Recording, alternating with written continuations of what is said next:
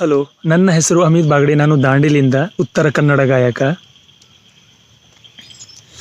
ಬಡವನಾದರೆ ಏನು ಪ್ರಿಯೇ, ಕೈ ತುತ್ತು ತಿನಿಸುವೆ.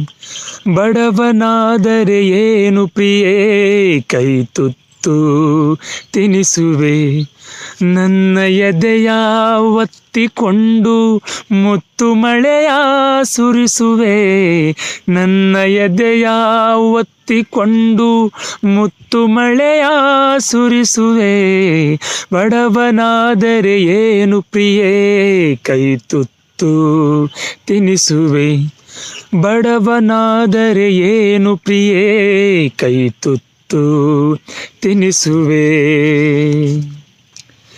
ನನ್ನ ಎದೆಯ ರಾಜ್ಯದಲ್ಲಿ ನೀನು ರಾಣಿಯಾಗುವೆ.